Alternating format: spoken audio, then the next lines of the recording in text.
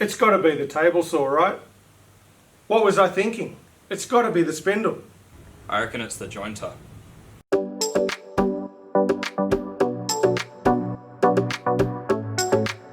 Hi folks, and welcome to the channel. And today we're going to have a look at the most dangerous machine in the workshop.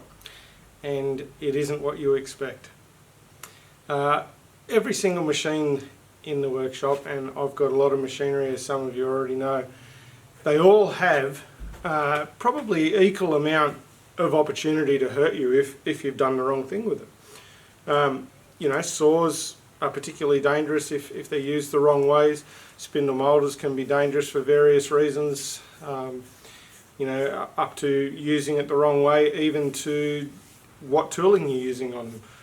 Docking saws behind me here can be dangerous as well. If, you know, especially lighter models, you know, this is a big heavy machine, so I don't have the issue with this, but the lighter models, if you're trying to cut wide, hard timber and you pull it out a little bit too quick, they can run at you, and that can be quite dangerous, especially if you're not standing in the right position. However, what this video is about is the most dangerous machine in the workshop, believe it or not, is you. You're the one that dictates whether a machine is dangerous or not.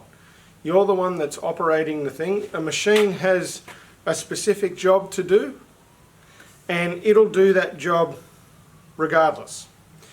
The only one that makes it dangerous is the user. Now, you might laugh and think what a silly thing to say, but it is 100% truth.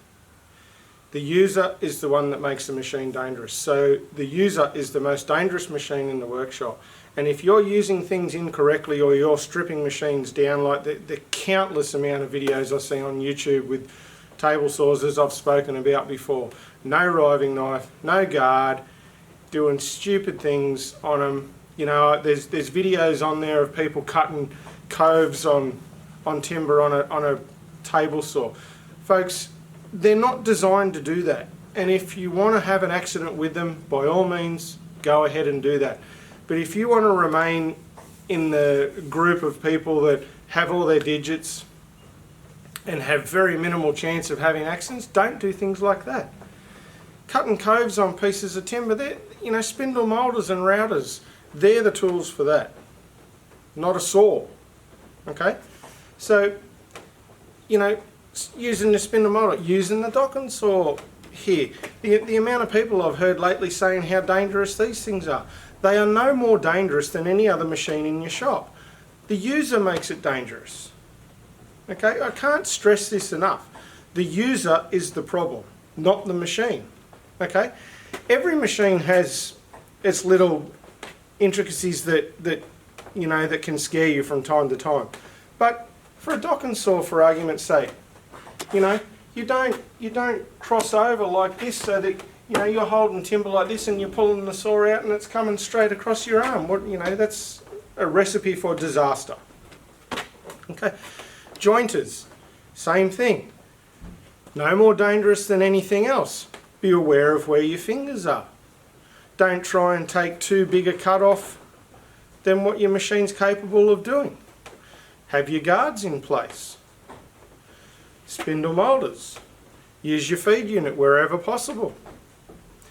Don't try and do things that the machine's not designed to do, like on my rundown of the spindle moulder, I shared with you the example that I saw on YouTube of a person tenoning door rails on the spindle moulder with these big, huge cutters on them with no guarding whatsoever on it anywhere. Recipe for disaster. User is the more dangerous machine.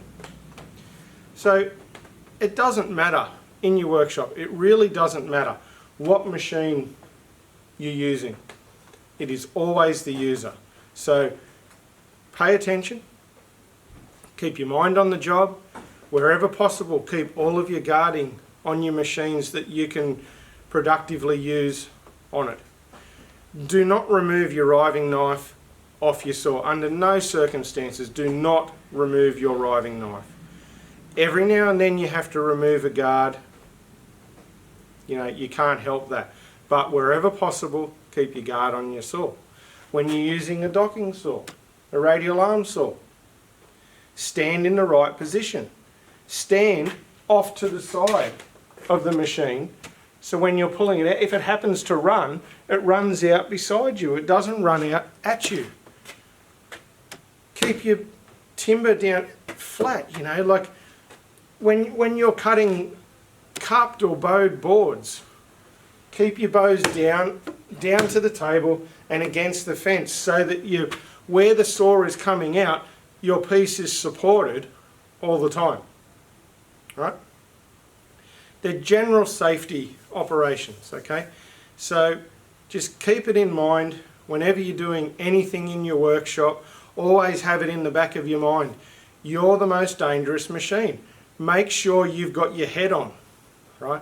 Don't come into doing these tasks, especially using some of the more, I'll contradict myself here a little bit, some of the more dangerous things, you know, saws and things like that. They tend to be the ones that claim a lot of people's fingers, only because spindle moulders and things like that are less common in a do-it-yourselfer workshop. But saws are prevalent. Jointers are pretty prevalent. You know, I know plenty of people that have taken their fingers off on jointers because no lessons, straight into using a machine that they don't know how to operate properly, and before they know it, they've taken the ends off their fingers. Folks, they're all dangerous, but again, I'll just repeat myself for the last time just before I finish off. You're the biggest danger. So keep your head on, keep your eyes open and concentrate, and do not do anything stupid. And above all else, operate your machine as what it's designed to do.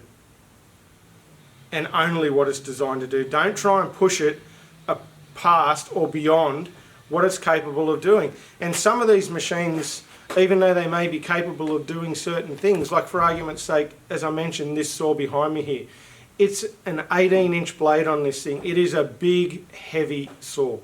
Now, this will cut stuff that a smaller radial arm saw will struggle to do. So use your common sense. Pardon me. Use your common sense. Don't try and do stuff that your machine won't do, because you're just going to create issues. So stay safe, stay smart. As I've said on my other videos, keep it safe, keep it simple, and keep your fingers. See you next time.